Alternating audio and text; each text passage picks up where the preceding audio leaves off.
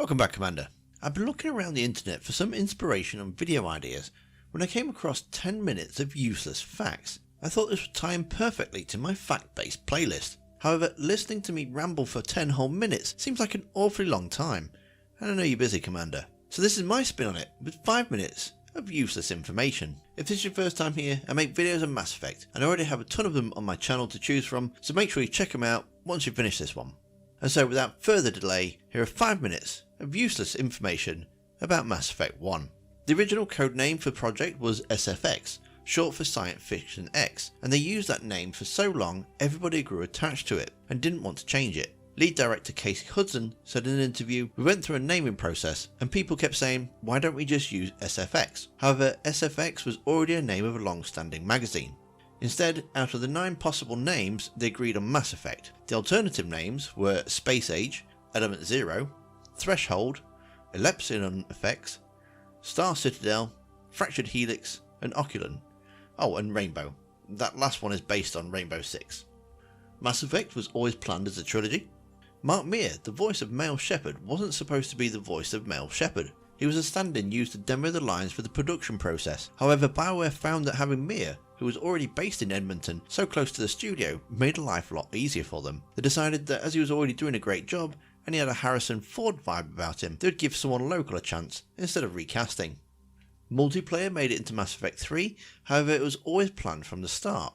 It was intended to be from Mass Effect 1, however they thought that it would take away from being Shepard, and so it was cut. An option to save both Kaidan and Ashley on Virmire was planned but eventually scrapped. Voice lines for this outcome had been recorded and can be found in the game files. The M29 Grizzly was intended to be the player character's main form of transportation, however this was changed to the M35 Mako, as the developers, ironically, didn't like the way it handled. They did like the design of the Grizzly and so left a model of the game as a static object. You can see an example of this on Feros. BioWare designer Christina Norman revealed that a different designer worked on each of the 3 fusion torch buildings in the DLC Bringing Down the Sky, and there was always a friendly competition between them to see who could design the best torch encounter given the limitation they had for using the same building shape.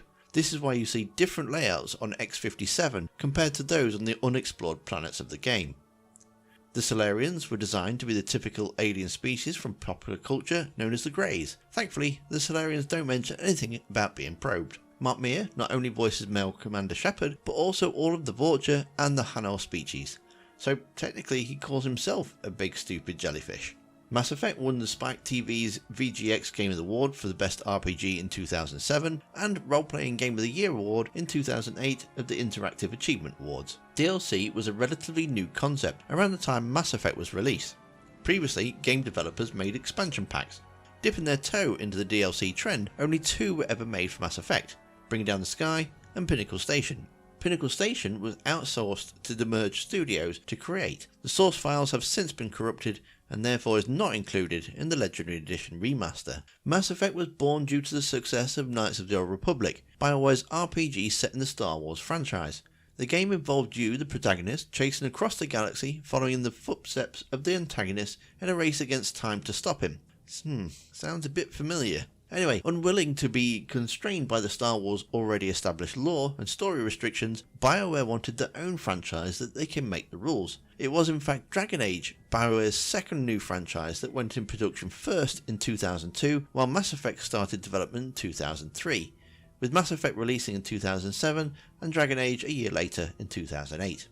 Following on from that, Mass Effect sold 473,000 copies in the first month, reaching number 6 in the US sales chart. This classed as a success and gave a sequel a green light, thankfully. Shepard is named after Alan Shepard, the first American in space. Where Mark Meer, Shepard's voice actor, has fully embraced the role of Shepard and enjoys speaking with the fans about the franchise, Shepard's default head model is Mark Vanderloo, a Dutch professional model. Mark Vanderloo never wanted anything to do with Mass Effect games. He's turned down offers to play Commander Shepard at cosplay events around the world. I guess to some people, it's just a job. On the planet Noveria, when you enter the hot labs, the Russian scientist inside warns of a neutron purge. Should the player try to activate the neutron purge without obtaining the codes from the scientist, an option will be available that has Shepard mumble something. Choose this option causes Shepard to mumble Sic Semper Tyrannis, a Latin phrase meaning thus always to tyrants. This phrase is a rally cry against those who abuse political power and was spoken by Marcus Julius Brutus during his assassination of Julius Caesar, as well as John Wilkes Booth during the assassination of President Abraham Lincoln. The planet of Amaranthrine, found in the Fortuna system of the Horsehead Nebula, shares the same name as the city in Dragon Age Origins Awakening. Both games are made by BioWare. The Krogan are based on the wrinkle-nosed bat.